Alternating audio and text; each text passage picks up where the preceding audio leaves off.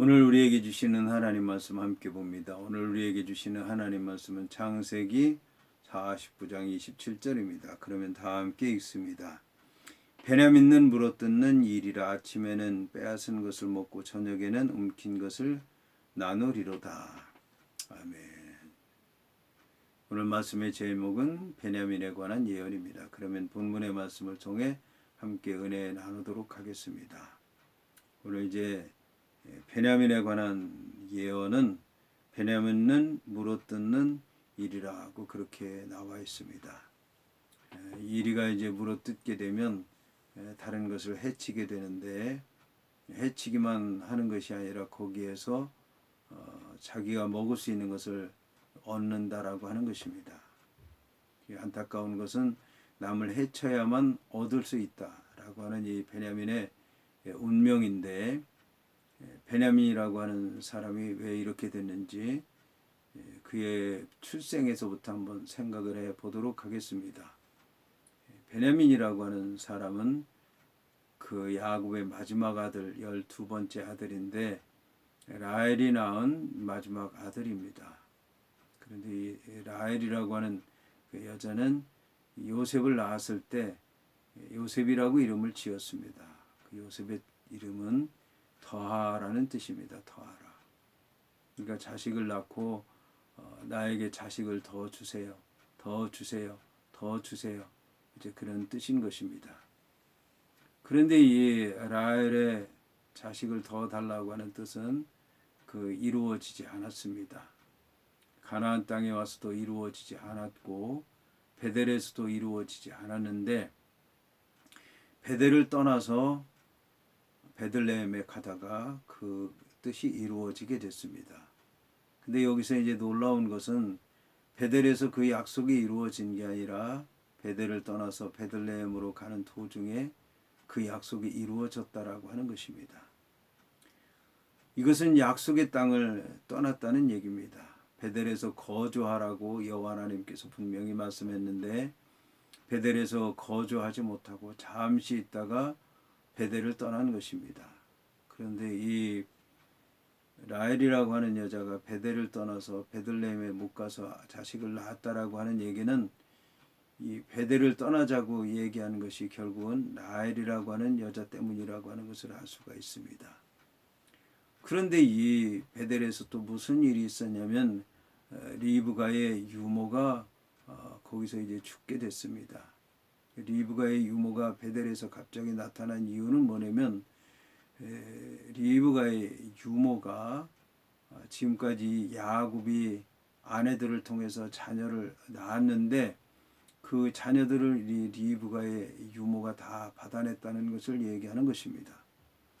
그런데 이 유모가 없는 가운데서 출산하게 되니까 약속의 땅을 떠났는데 약속의 땅에서 죽었고, 그리고 그 받아주던 유모가 없으니까 그만한 일을 할 사람이 없어서 아기를 낳다가 죽었다는 얘기인 것입니다.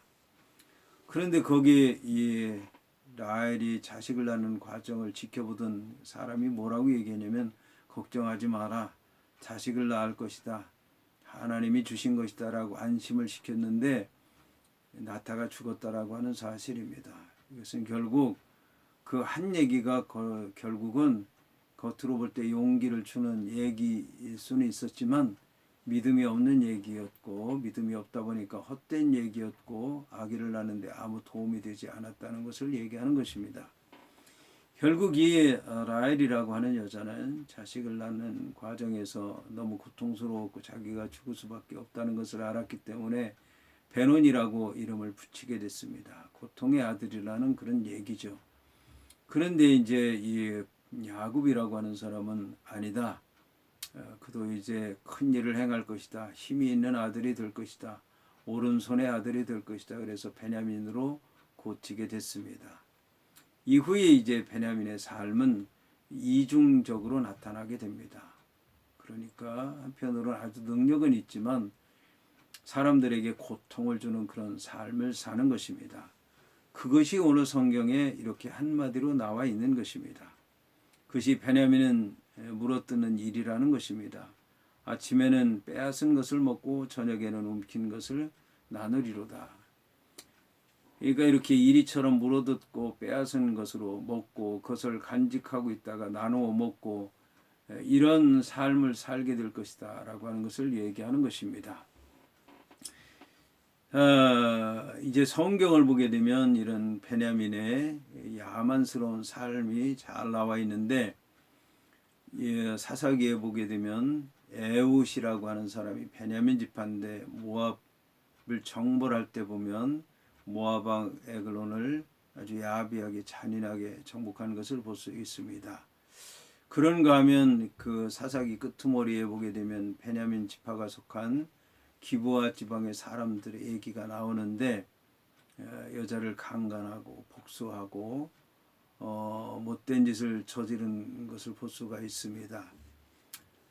그리고 나서는 이제 기브아 전투에서 이스라엘 백성들 연합군과 함께 싸우게 되는데 이제 끝까지 저항하게 되고 그래서 많은 이스라엘 백성들을 죽이기도 했지만 자기들도 많이 죽게 되고 나중에 600명만 남게 돼서 부끄러운 가운데서 결국은 이제 축제를 벌려서 여자들을 아내로 얻어가지고 그들의 이제 족속이 유지되는 그런 부끄러운 얘기가 나오는데 이런 베냐민의 삶이 적나라하게 나오게 되는데 오늘 성경에 그런 베냐민의 믿음의 모습에 대해서 정확하게 얘기를 하고 있다는 것입니다. 말씀을 통해서 우리가 알아야 되는 것은 이제 우리가 어떤 일을 행할 때에 하나님의 뜻대로 해야 되는데 우리의 생각대로 되지 않을 때 때로는 기도하고 때로는 기다리고 참는 것이 중요한데 내 생각이 될 것 같다고 해서 이 라헬처럼 밀어붙이고 어떻게든지 이루게 되면 그게 하나님의 뜻인 것으로 착각을 하게 되면 물어뜯는 이리의 삶처럼 비참할 수밖에 없다라고 하는 것을 우리는 깨달아 알아야 될 것입니다.